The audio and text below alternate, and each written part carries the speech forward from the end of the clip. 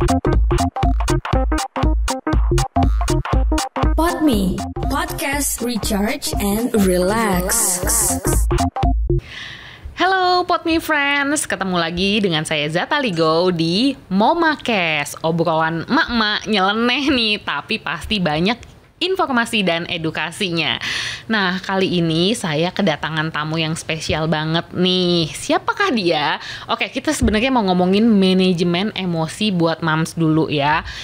Pastinya narasumbernya adalah orang yang expert di bidangnya, orang yang ahli di bidangnya, yaitu Mbak Gia Fani Panatra, atau kita panggil Gia aja ya nanti, psikolog klinis anak dan remaja dari Ruang Tumbuh. Halo Mbak Gia. Iya, halo Mbak Zata. Apa kabar hari ini? Kabar baik, gimana kabarnya Mbak? Alhamdulillah baik juga Mbak Gia. Aku tuh semangat banget loh pengen ngobrol sama dirimu, karena memang ini adalah bidangnya Mbak Gia ya. Mbak Gia, cerita dulu dong latar belakangnya dan kegiatannya akhir-akhir ini. Oke, jadi saya sendiri memang tadi sudah dijelasin sama Mbak Zata ya, psikolog klinis anak dan remaja di Ruang Tumbuh. Mungkin Mams ada yang bertanya-tanya Ruang Tumbuh itu apa gitu ya. Sekalian saya jelasin juga kali ya Mbak Zata ya. Jadi Ruang Tumbuh ini memang pusat konsultasi psikologi. Gitu, ada terapinya juga dan untuk pengembangan diri. Gitu. Jadi memang di sana kalau saya sendiri perannya adalah sebagai psikolog klinis anak dan remajanya. Jadi yang menangani misalnya asesmen anak, konseling, konsultasi orang tua, parenting, sampai sama orang tuanya juga. Jadi nggak anak dan remaja aja ya. Betul, karena sebenarnya yang paling penting ketika sama anak dan remaja adalah orang tuanya. Bener banget. Mbak Gia, sebelum lebih lanjut lagi nih, ini aku kan awam banget ya, pengen nanya bedanya psikolog sama psikolog klinis tuh apa sih? Oke. Jadi sebenarnya mungkin psikolog itu tuh namanya psikolog gitu ya, suatu profesi sama kayak dokter. Tapi ada peminatan. Mungkin kalau dokter kayak spesialisasinya ya. Gitu. Jadi ada yang klinis dewasa, khusus menangani permasalahan klinis pada dewasa, klinis anak dan remaja, ada juga yang sosial, ada juga yang industri organisasi. Oke. Ya jelas Kang ya. Dulu kayak cuman apa ya bedanya ya gitu. Oke. Mbak Gia, terus akhir-akhir ini kesibukannya apa nih? Pasti sibuk banget ya. Kesibukannya sebenarnya masih seputar profesi sih ya Mbak, tentunya. Jadi misal aktif di beberapa biro psikologi untuk konseling, konsultasi, assessment, ataupun yang menjalani peran di rumah tentunya ya, itu yang paling penting ya. Benar. Gitu. Oke. Nah, di tengah kesibukannya sudah mau hadir di sini. Makasih banget ya sudah mau berbagi dengan kita para moms nih. Kebetulan banget nih temanya hari ini Mbak Gia adalah manajemen emosi bagi moms gitu. Jadi kebetulan kan akhir-akhir ini banyak sekali ya berita-berita yang berkaitan dengan emosi. Sebenarnya tidak untuk moms saja gitu, tapi karena kita channel untuk moms ya, spesifiknya untuk moms, pengen ngomongin soal itu. Mbak Gia, aku sendiri sebagai moms ngerasain gitu saat misalnya kita di rumah mengurus anak-anak, pastinya anak-anak dan keluarga, terus kebetulan juga punya pekerjaan tetap, belum lagi sampingan, belum lagi ini itu, ya ampun banyak mau ya gitu.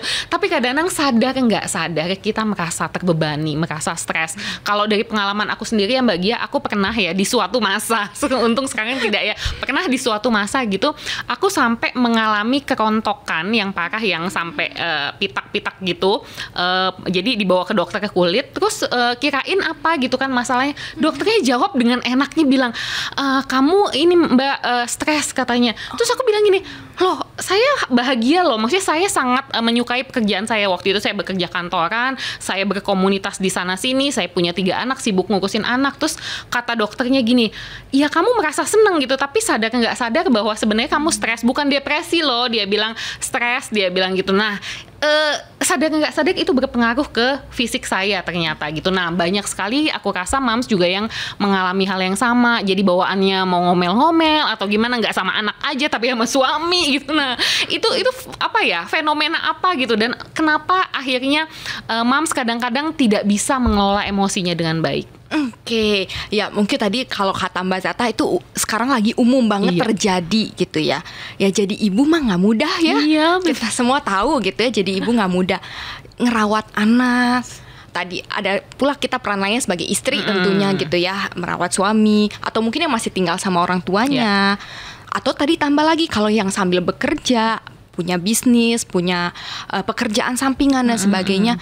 pasti tambah gitu ya. Iya, betul. Bebannya tambah gitu ya, dan gak jarang juga pasti kan banyak hal-hal di luar ekspektasi kita, di luar perkiraan kita gitu ya. Pengennya punya anak baik-baik aja, semua berjalan lancar.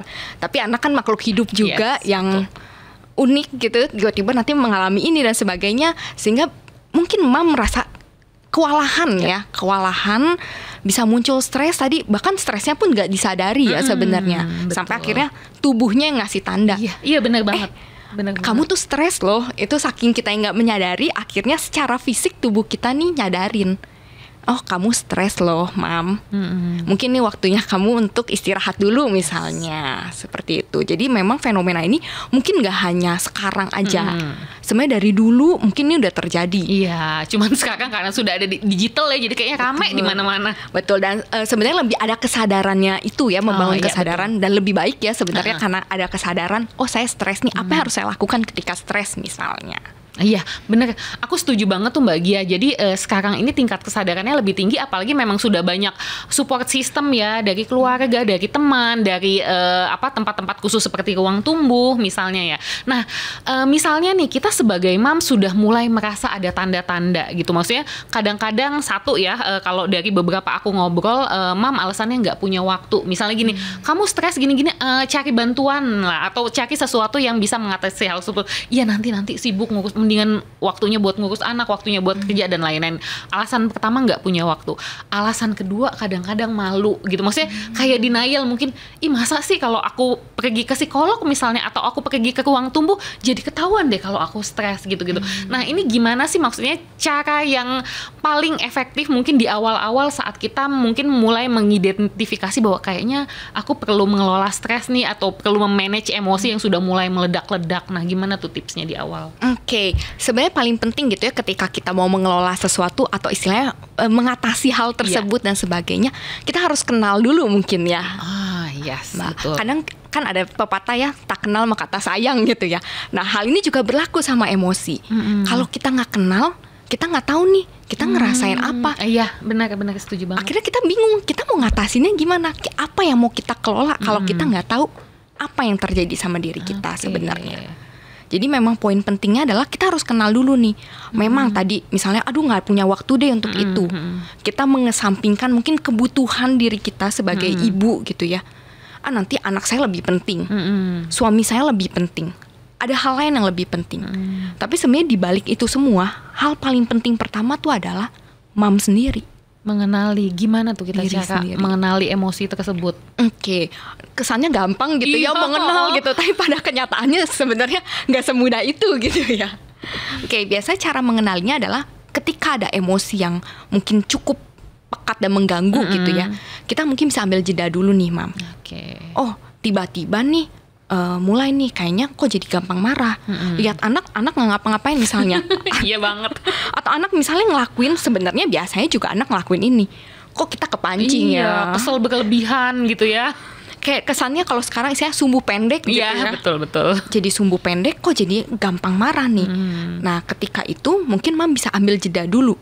Oke, apa sih yang terjadi dalam diri? Apa nih? Boleh ditanyain balik loh ke dalam diri. Gitu. Kenapa? Kamu kenapa? Oh saya marah nih. Emosi kan sebenarnya luas nih ya Mbak ya. Mungkin kita bisa mulai dari emosi-emosi yang umum gitu ya, yang sederhana. Marah, sedih, kecewa, mungkin takut dan sebagainya. Kita coba kenali, kita kenapa ya? Oh saya tuh marah loh karena tadi misalnya anak saya tuh ganggu pada saya tuh lagi ada meeting. Terus dia mama mau ini misalnya. Kesannya simple ya, tapi kita lagi overwhelmed nih. Ini ada deadline, tugas dan sebagainya, di meeting lagi dikasih tahu, nih anak mama terus misalnya. Oh kita kenali, oh ternyata karena banyak hal yang terjadi bersamaan, mancingnya responnya tuh apa? Oh marah di diri saya. Oh, nah jadi yang pertama kita harus sadari, oh saya marah ketika tadi ada kejadiannya ini loh. Itu sebenarnya itu membantu untuk step berikutnya, apa yang mau kita lakukan sih ya. gitu. Jadi solusinya ya, betul. Tapi kalau kita nggak sadar, kita cuma sadar misalnya gini, iya kayaknya saya marah, pokoknya tadi saya marah, saya bentak-bentak anak saya.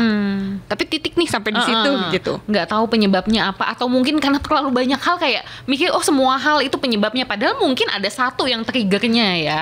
Betul. Kadang-kadang seperti kurang istirahat gitu ya. Itu tuh kadang juga mempengaruhi. Semalam saya nggak bisa tidur nih. Anak rewel misalnya. Pagi-pagi gitu ya. Masih rewel berlanjut. Biasanya rewel saya udah bisa kok nanganinnya misalnya. Tapi ini udah kurang tidur dari semalam. Anak rewel, saya nggak sempet sarapan. Iya, belum makan lagi, aduh langsung cranky. Makan lagi gitu ya. Jangankan ada masalah, nggak ada masalah aja kita kurang tidur, kurang makan aja, kita ngerasa nggak nyaman bener. gitu.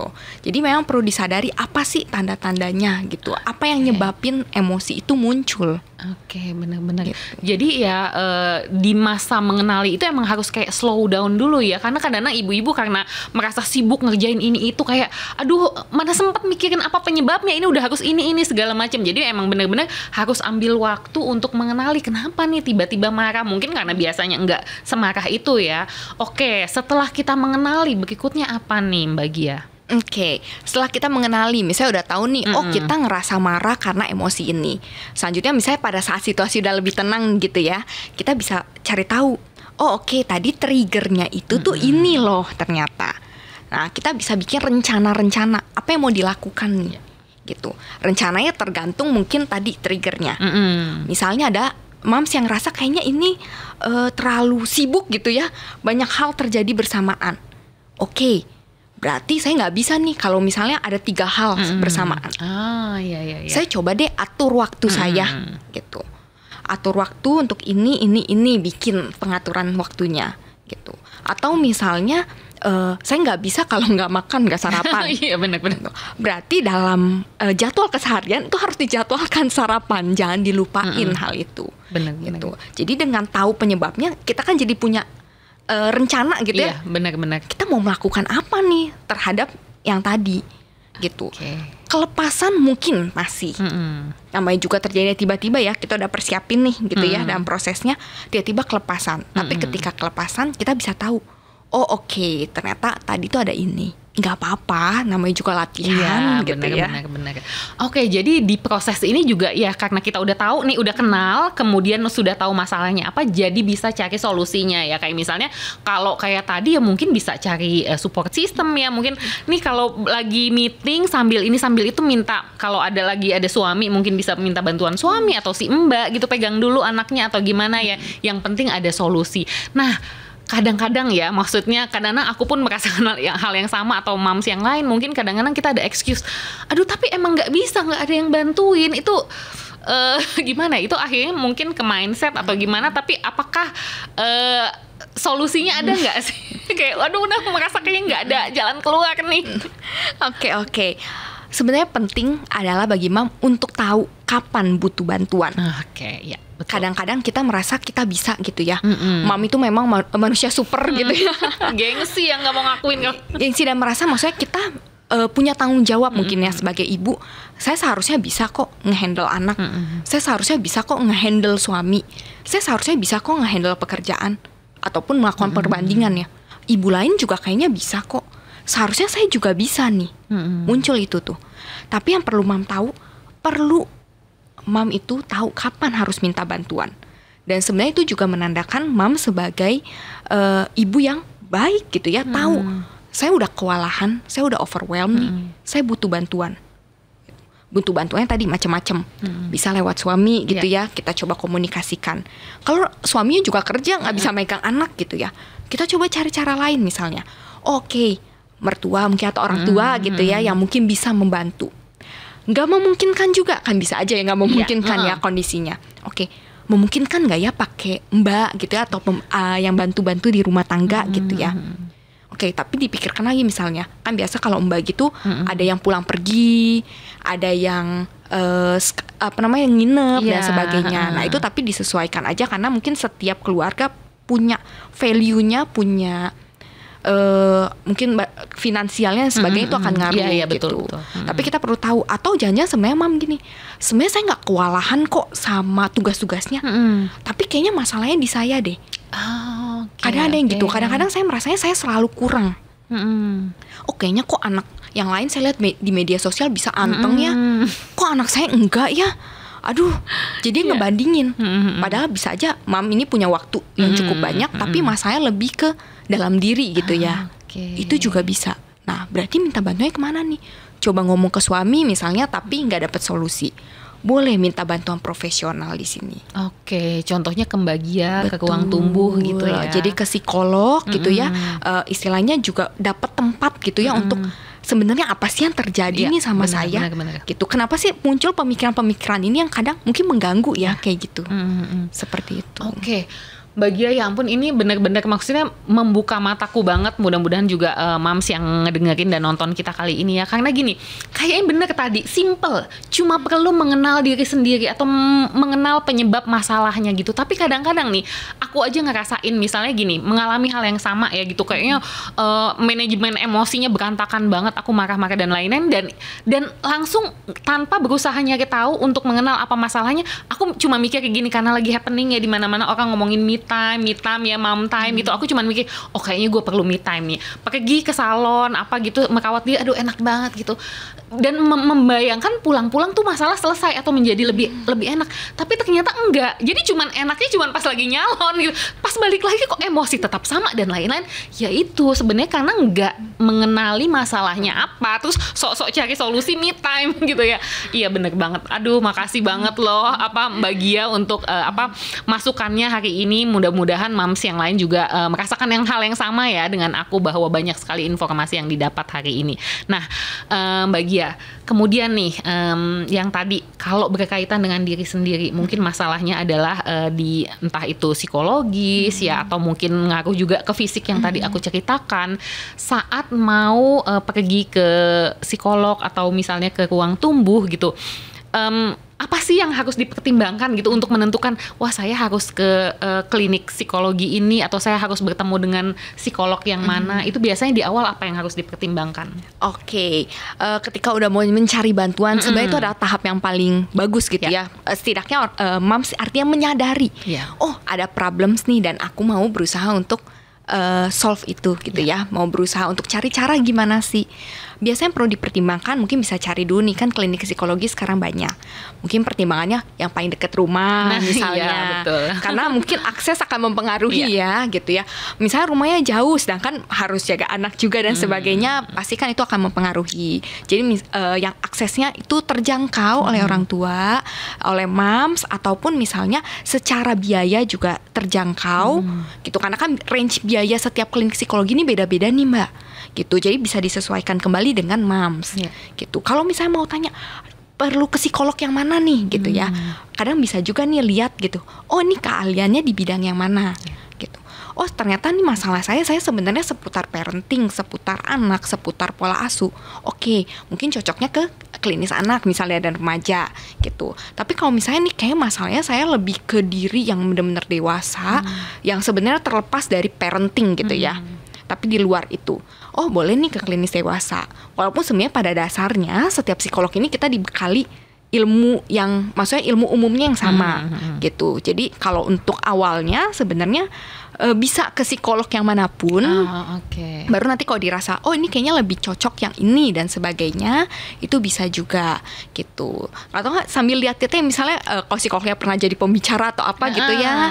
Oh ini kayaknya cocok nih tipenya. Tapi ada yang misalnya, saya nggak suka psikolog yang terlalu ramai misalnya, kan ada gitu ya. Saya maunya yang tenang. Atau saya butuh yang lebih tua dari saya, misalnya senior. Boleh. Atau misalnya saya lebih nyaman seumuran deh, atau kayaknya masih jiwa muda misalnya. Boleh. Jadi preferensinya itu balik lagi nih ke setiap orang tua. Kalau ditanya kapan sih harus ke psikolog? Kapanpun. Nggak ada nih derajat misalnya. Kan sebenarnya derajat stres itu bukan hitam putih. Saya stres sama saya nggak stres. Tapi ini kayak kontinum sebenarnya. Saya baik-baik aja. Saya sedikit stres. Saya agak stres. Saya cukup stres nih. Saya stres sampai saya stres banget gitu ya misalnya. Jadi nggak ada nih misalnya, dan itu semua kan subjektif. Iya betul. Gitu. Kalau menurut saya sedikit sih stresnya, tapi ini ganggu saya banget. Bener-bener ganggu. Saya nggak tahu harus apa. Saya nggak punya support system. Nggak apa-apa, bisa minta bantuan. Dan sebenarnya psikolog ini sifatnya non-judgmental, yang artinya nggak menjudge, ih masalahnya kecil banget, nggak gitu. Tenang, mungkin berbeda kalau cerita sama temen atau apa gitu ya. Oke. Wah Mbak Gia, aku juga jadi pengen karena itu ya benar sih, tadi kadang-kadang ada hal-hal kecil yang mungkin kalau cerita ke bagian orang, lu gitu doang, atau enggak paling sebel deh gitu kalau cerita sama teman atau sama keluarga misalnya, ya ampun lu nih tinggal gini doang, pakai kata doang gitu kan, kayaknya pengen didengerin sama orang yang mendengarkan kita, abis itu ya sebesar apapun masalah kita ya dia kasih solusi gitu yang bikin kita nyaman gitu ya. Jadi intinya adalah kalau mau memutuskan mencari psikolog atau datang ke klinik psikologis, mungkin ya bisa browsing dulu, cari yang paling dekat rumah, itu yang menurut aku yang paling efektif kalau buat moms ya. Betul. Nanti kalau cocok nggak cocok kan ya nanti tinggal cari tempat lain atau tinggal dilanjutkan gitu ya Mbak Gia. Betul. Oh ya, sedikit tambahan juga nih Mbak Sarah, sebenarnya sekarang tuh banyak yang online juga. Itu solusi banget. Nah itu membantu banget biasanya untuk moms ya, yang maksudnya susah untuk mobilitasnya karena kan harus butuh kendaraan dan sebagainya. Dengan online itu biasa membantu banget, modal HP atau laptop, durasi 1 jam gitu ya. Ambil waktu, minta izin suami, kita gantian dulu yuk selama sejam, aku mau konsul misalnya atau mau konseling dulu, sehingga mungkin itu jadi lebih memudahkan ya dengan adanya online ini sebenarnya. Oke, berarti di Ruang Tumbuh bisa online? Betul bisa online. Oke, jadi kayak apa, tinggal telepon dulu terus bikin janji, mungkin seperti itu ya? Betul. Oke, nah buat moms nih yang masih penasaran pengen nanya-nanya sama Mbak Gia atau sama Ruang Tumbuh, mungkin boleh DM ke Instagramnya ya? Boleh disebutin? Betul, kalau Instagram Ruang Tumbuhnya sendiri @ruangtumbuh.id. Kalau Instagram saya itu @giavani_panatra. Nama saya sih sebenarnya. Oke, Giavani bukan Giovanni ya, Giavani, N-nya 2 pakai Y. Betul sekali. Itu dicari aja di Instagram, ntar ketemu ya. Jadi boleh DM kalau mau nanya-nanya lebih lanjut ya. Betul. Mbak Gia, makasih banyak loh hari ini di tengah kesibukannya mau berbagi dengan kita para moms, dan ini masukannya luar biasa. Sederhana tapi kayaknya kena banget gitu ya. Yang pertama tadi adalah mengenal diri sendiri yang masih dianggap kayak masih dianggap remeh oleh kebanyakan ibu, termasuk aku gitu. Gue udah kenal kok diri gue sendiri, tapi tadi cari solusinya salah ternyata kan akunya. Makasih banyak Mbak Gia, kita akan ngobrol-ngobrol lagi ya, mudah-mudahan gitu, karena memang masih banyak yang mau aku tanyain ya. Terima kasih banyak dan sampai ketemu lagi di episode berikutnya. Bye. Mama Talk, obrolan santai dan edukatif.